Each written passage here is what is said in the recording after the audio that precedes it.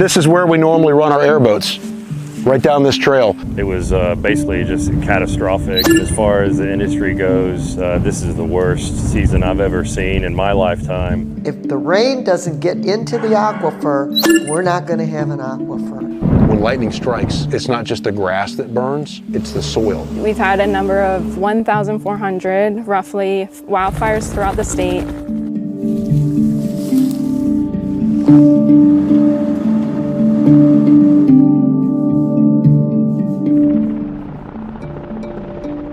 Water is life for us, for plants, for animals. It connects our ecosystem, and without it, green turns brown, and what once looked vibrant turns dull, longer than expected. A shift seen across our state. And here in South Florida, we've endured one of the driest periods in more than 20 years. I'm Larissa Abreu, and this is Tracking Drought, Crisis in the Sunshine State. The year began with a rainfall deficit, and for some at home, the difference might have been subtle. The South Florida Water Management District works year-round to keep daily impacts to a minimum, but that doesn't mean drought goes unnoticed. Adam Berg shows us how even the smallest drop plays a precious role on the availability of this resource. It all starts with rainfall across inland parts of South Florida, where I am right now. So normally that water flows from the Everglades slowly south, okay? And it spreads out, moving basically like a slow-moving wide river. But during times of drought, like the extreme drought that we're currently dealing with, there's just simply less water entering the system in general. So now let's look at canals, okay? You may have seen them. And here are some, just to name a few, like the Hillsborough Canal, the North New River Canal. So these become even more important during dry periods. So water managers rely more heavily on them to direct and control the limited water that's available. So dry periods also increase the importance of water management, as that balance between the fresh water you see here and the salt water that's right here. Okay, so that balance becomes even more delicate, especially near the coast. So if these canals are lower, for instance, during times of drought, that salt water can take hold and intrude, leading to corrosion and contamination, okay? Furthermore, with less water moving across land, there's also less that's seeping down into the ground. And that directly impacts the Biscayne aquifer, which is this underground fresh water source that we depend on, okay? So when recharge of that water into the aquifer slows down, this would be normal water seeping in, but with less rain, it kind of messes up this balance, okay? And that means the well fields, and these are the points where we pump the water back out, have less supply to draw upon. So even so, the system is designed to handle these swings. Water is still pumped from the aquifer, it goes into these well fields, okay? And then it is eventually cleaned, treated, and sent to your home. So while there's still water that's always going to reach your home and reach your tap, that path that it takes really does depend on how much rain we see here in South Florida and how that water eventually moves through the entire system. Now that we understand how water gets to us, it's also important to talk about how it's allocated. Chelsea Ann Breeze explains how water is typically distributed here in South Florida. In Florida, water isn't just yours to use freely. Water is a resource of the state, so the state allocates the water to make sure that it's distributed fairly and equitably. NBC6 spoke with Simon Sunland, the Chief of Water Use and Regulation at the South Florida Water Management District, to explain how water is allocated. You don't come in and say, I want a certain number of gallons. You have to meet the criteria and you get a certain number of gallons. He told us most water use requires a consumptive use permit, and the only and major exception is a single-family home with a small well, which is allocated under permit by rule.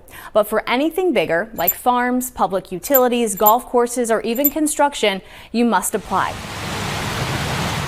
Your allocation is based on need. Public utilities calculate water based on population. We currently treat more than 300 million gallons per day, and we actually have a permit from the South Florida Water Management District that will allow us to continue to pull water from the aquifer until the year 2040. Agriculture is based on crop type, acreage, irrigation systems, and even rainfall and evaporation are factored in, since irrigation is meant to supplement nature, not replace it. But meeting demand isn't enough. You also have to prove your usage won't cause harm. That means no over-pumping groundwater, no drying out wetlands, no pulling water from any other legal users, and no causing saltwater intrusion.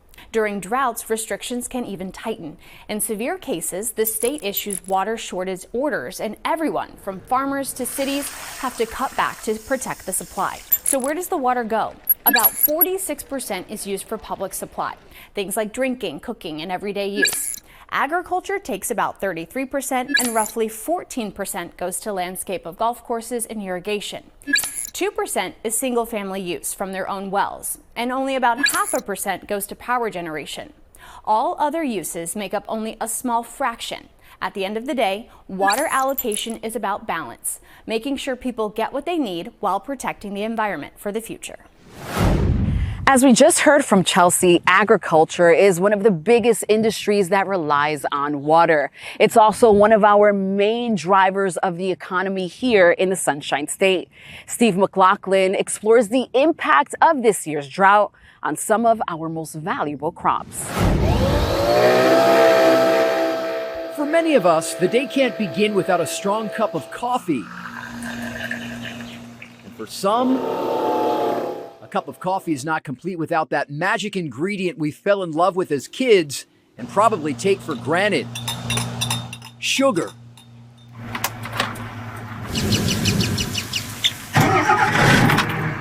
Florida is the largest producer of cane sugar in the United States, with the majority being harvested in Palm Beach County.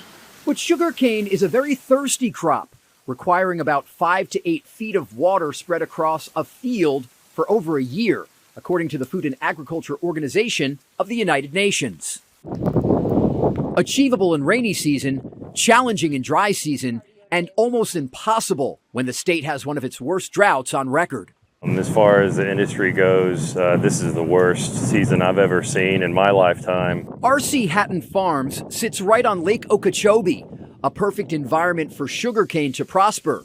But this season, he says, the weather was far from perfect. It's been really tough. It was a very stressful year. We had a lot of drought early on, and then towards the end of January, we had some cold weather events.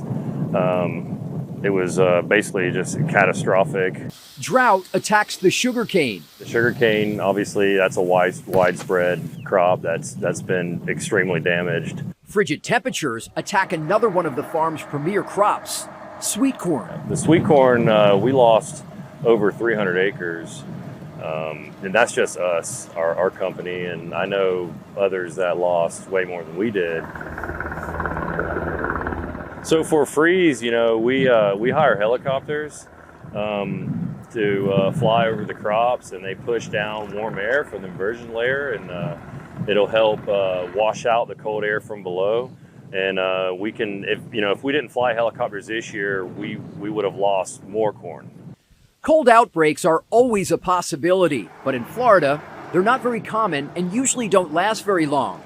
But in the age of climate change, drought is something we're likely to face more and more, not just in dry season, but as we learned last year, even in rainy season. Water costs money, not only for us, but taxpayers, and we don't want to use any more water than we need, because we don't want our costs to go up. We basically want to use the amount of water that it takes to maintain our crops. We try to be as efficient as we can. Obviously, rain from above is the best way to irrigate.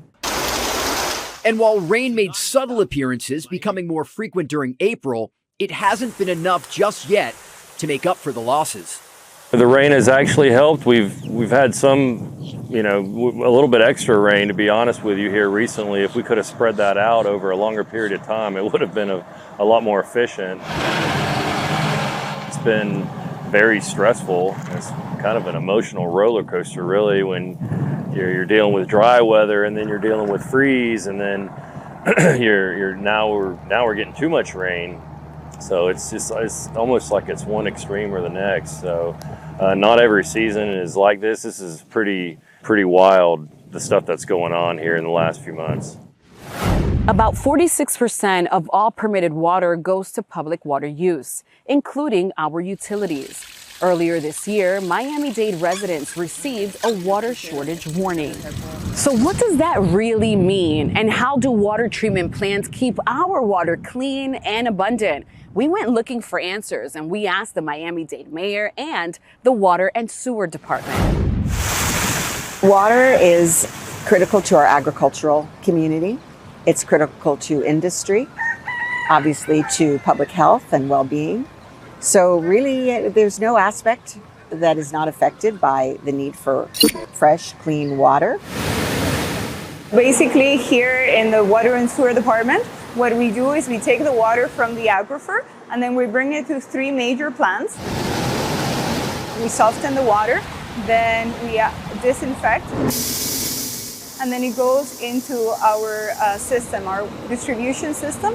And currently our water meets all of local, state, and federal standards. When a water restriction is put out as a public notice, because of our water permit, how much water we can have, whenever there's a drought condition, they look at the whole forecast. We're not in the rainy season. We have months to go, yet we're seeing a decline in the water available resource. That's when they put the notice out. That's when we pass that notice on, ask our residents to think about conserving. For more than 20 years, we have started a conservation program, which actually is an award-winning program in which we have worked with the local regulators for new construction to utilize fixtures that are better, that are actually consumed less. We have the largest water infrastructure project in the state's history. $9 billion invested in antiquated pipes that were leaking, in ocean outfalls of water that is cleaned but still not desirable to go into the Gulf Stream. We're pulling that back. We have a federal consent decree that we're following to make sure that we update our infrastructure. We have modernized equipment that is more than 40 years old. For the last 3 years, we have invested more than $600 million per year, something unheard. So we have doubled the investment, and it's all with the aim to continue to have a system that will be reliable and sustainable for the years to come.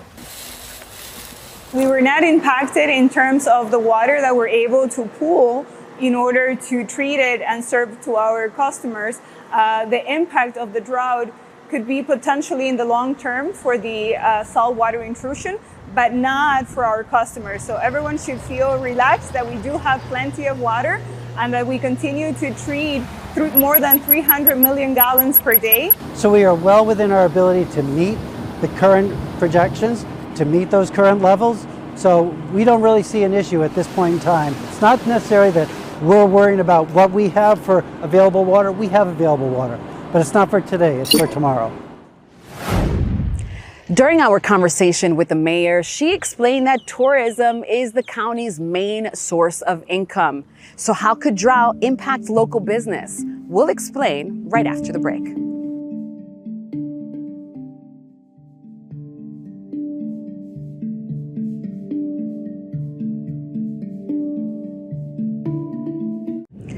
Tourism is the main economic driver of the state, contributing to over $130 billion annually. One of the most popular activities in South Florida is airboat tours through the Everglades, a federally protected wetland. But this year's drought has made conditions challenging for those who depend on these tours for their livelihood.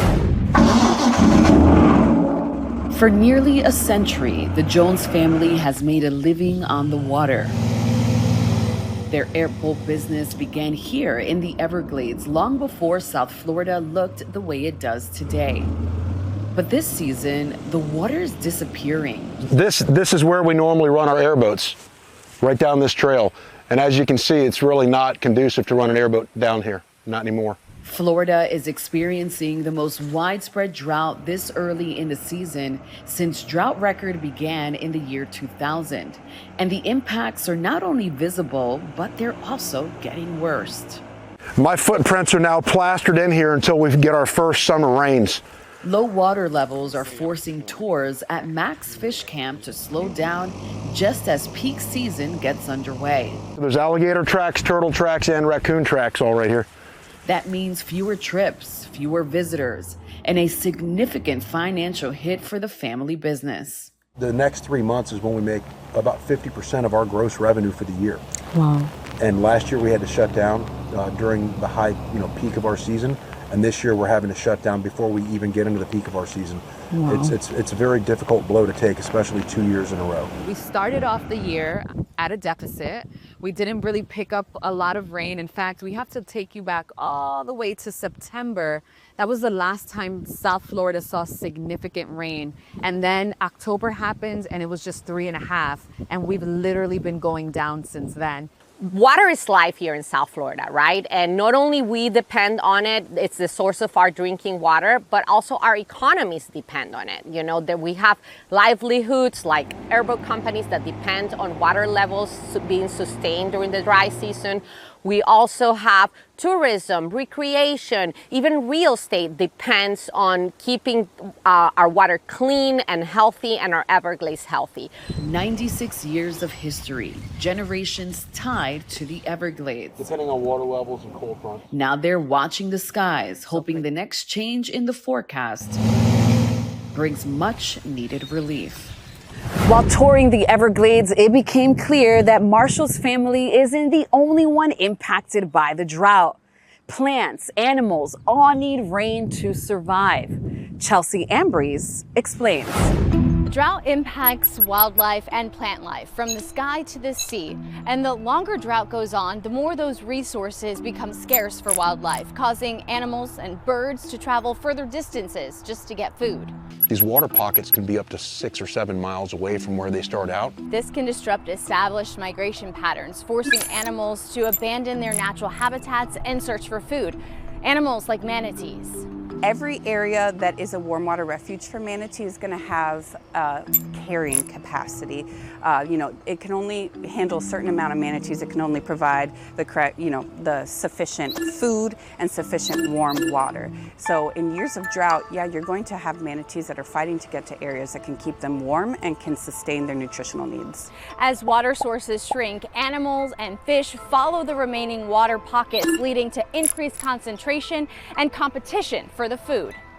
Now it gets more concentrated, but their nesting areas, such as these trees behind me here, will become further and further from bodies of water where they're feeding. In contrast, species like alligators take advantage of the drought, using the higher concentration of fish as a food resource. This is the time of year when the alligator will eat and gorge itself to add fat stores to survive during the high water season of the year. They take advantage of the dry ground for nesting to protect their young from predators. But that's not the case for all reptiles.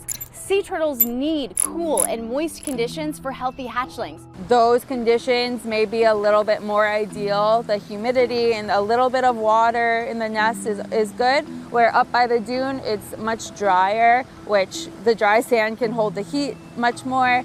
Depending on the temperature of the nest during the middle third of their incubation period, that determines if it's going to be a female clutch or a male clutch. You need the variability in the population for it to be stable. Sea turtle season is just starting up in South Florida, and only time will tell if the pattern changes enough for healthy conditions. It's up to us to protect Florida's wildlife. And to do that, we have to keep our forests healthy. But what role does fire play? We're going to talk about it and explain right after the break. While fire is often seen as an element that destroys everything in its path, it's also a tool that brings ecosystems back to life in ways that you may not expect.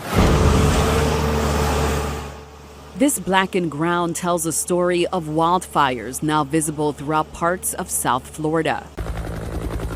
It also sheds light on our ongoing drought and the dangers that could loom ahead.